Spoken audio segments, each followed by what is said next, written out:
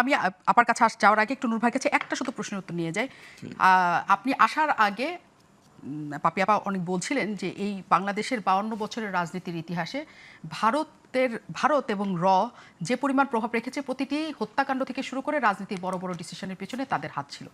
এবং আমি আপনাকে প্রশ্ন রেখে গিয়েছিলাম যে কেবলমাত্র ভারত এবং রই চায় আওয়ামী লীগ এই দেশে ফিরুক, এমন কিনা বাংলাদেশের অবস্থা, নাকি আর অনেকেই চায়?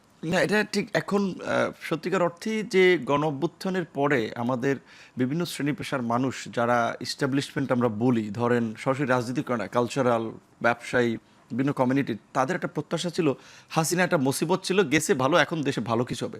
বাট এক বছরে যখন তারা দেখলো যে আগে হাসিনার লোকেরা মিডিয়া চালাইছে, এই অভ্যুত্থানের পরে এখন 2-3 দলের লোকেরা মিডিয়া দখল করছে, ব্যবসায়ী কমিউনিটির লোকদের কাছে চাঁদাবাজি করছে, মব সৃষ্টি করে মানুষের কাছে পয়সা নিচ্ছে, এবং বিভিন্ন মানুষকে আওয়ামী লীগ যেটা করতো ট্যাগিং করে আপনার হয়রানি করতো, হেনস্থা করতো, সমস্ত পুরনো কালচার আবার এখানে মানে পুনরায় চালু হয়েছে।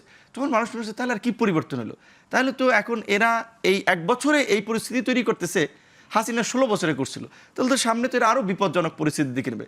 কাজে শয়তানকে মোকাবিলায় শয়তান রাখা জরুরি। কাজে তাহলে বোধহয় এদের পাশাপাশি আওয়ামী লীগকেও রাজনৈতিক স্পেস রাখতে হবে, এইটা অনেকের আন্ডারস্ট্যান্ডিং, যেই কারণে এই আলোচনাটা তুলছে। এই যে কিছুদিন আগে বিআইজিডি ব্র্যাকের একটা যে জরিপে দেখালো আওয়ামী লীগের সমর্থন 7%, দ্যাট মিনস এটা একটা ন্যারেটিভ আস্তে আস্তে দাঁড় করানো, এস্টাবলিশ করে যে আওয়ামী লীগের তাহলে পরবর্তী ফাইনাল নির্বাচনে আগে দেখাবে 10 থেকে 15% জনমত আছে, এটা বাদ দিয়ে তুমি কেমনে নির্বাচন করবা? তখন বিদেশি